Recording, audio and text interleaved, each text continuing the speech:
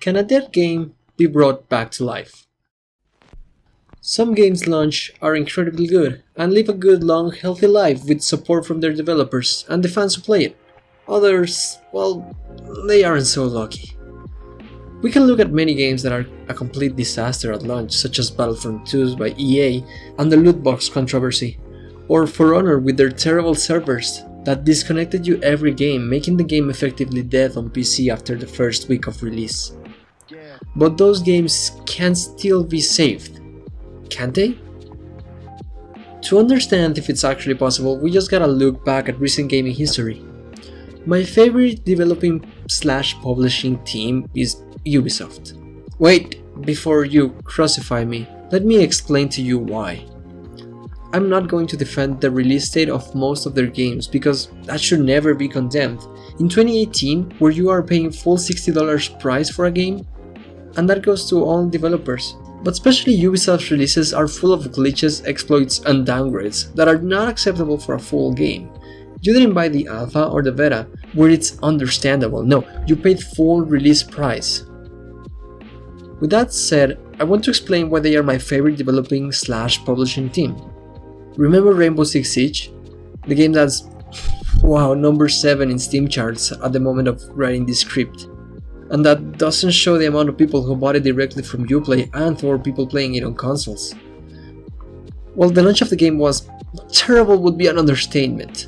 Down servers, spawn picking every round, toxicity at its finest, glitches that prevented you from completing the objectives, and hitboxes that were even worse than Ash's hitbox, not only not working on her head, but her whole body too. The graphical downgrade from what was shown at E3, and the mechanics of playing with other 4 randoms in a team and communication-based game wasn't really an option. Despite that, Ubisoft wasn't ready to throw the towel and call it a day, maybe bring out the next series of Rainbow Team. They stuck around with it because they saw the potential and what they were messing up. And they fixed it little by little, week after week, with minor changes and tweaks, month after month with hot patches, and season after season with major changes. And keeping the game fresh, all with free downloadable content. And now Siege is the amazing game. I have over 1,000 hours played on it.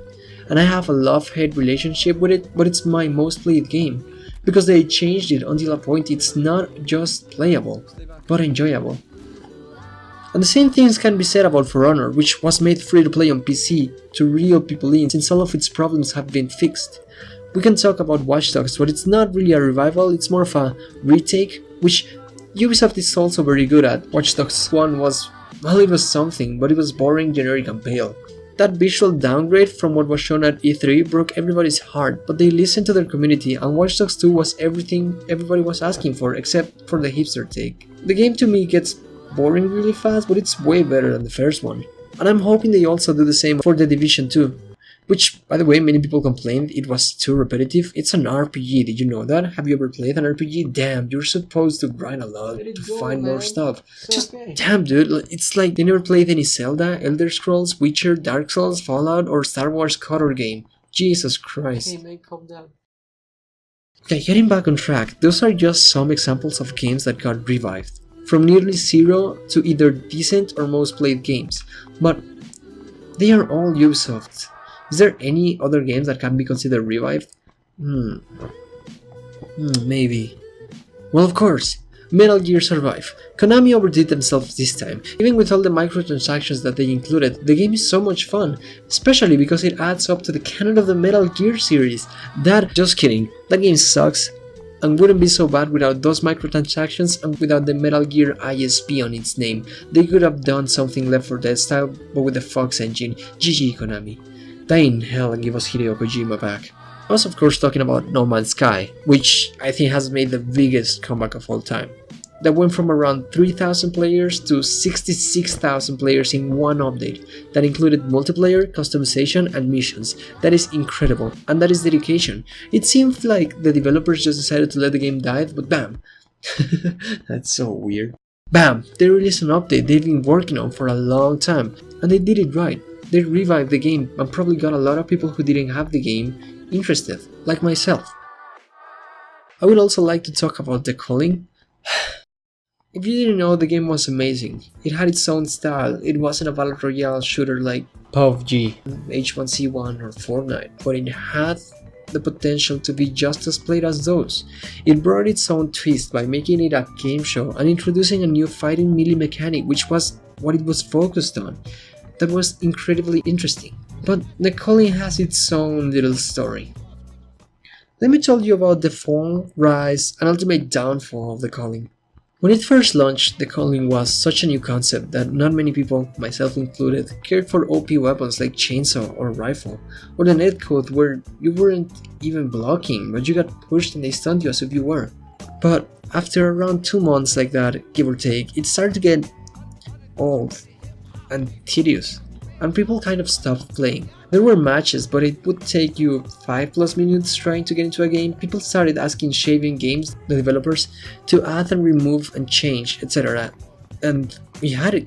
A couple of patches later, netcode was fixed, chainsaw was removed or nerfed enough to not see many people using it, fast queue time since there were a lot of people playing it again. Funk, the credit unit in-game, was much harder to get and to spend, and the game felt good, like skill actually mattered.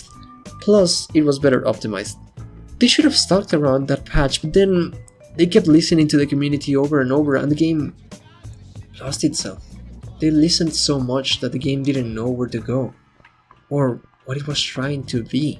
They removed my favorite perk, stealth, or nerfed it too much so it was useless. And also added some dumb perks like Squid that blinded the enemy once your life got down to 15 health. The game died shortly after implementing a new map, Jail or something like that, which just felt tiny and confusing. The crafting was almost unnecessary, and the game servers shut down.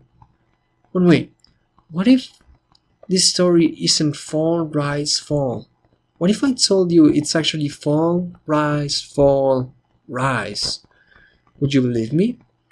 Well, after the PUBG 2 disaster, Shavian Games decided to close the Culling 2 servers, refund any buyers, thanks to you all 5 people who bought the game, hope you enjoyed it, and go back to the original game.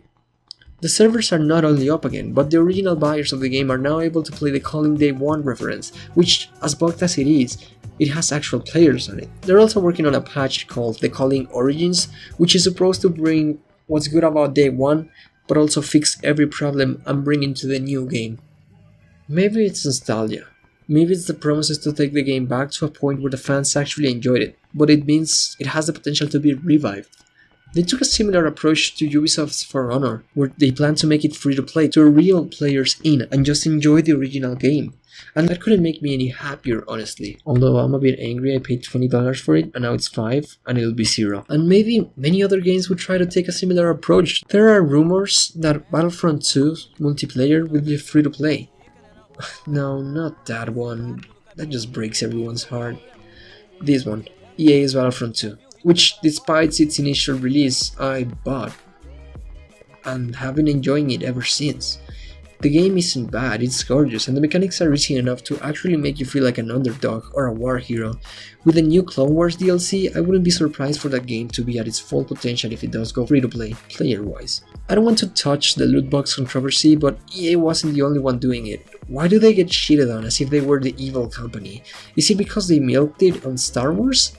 There are other companies still doing it, honestly. Again, I don't condemn bad launches or release dates, but it doesn't take away the great potential of many games, which can be revived. So what do you think? Would you give games that were utter shit upon release a chance? Would you play games like The Culling or Battlefront 2 if they weren't free to play? Do you know any other games that were revived? Would you pay for any revived game?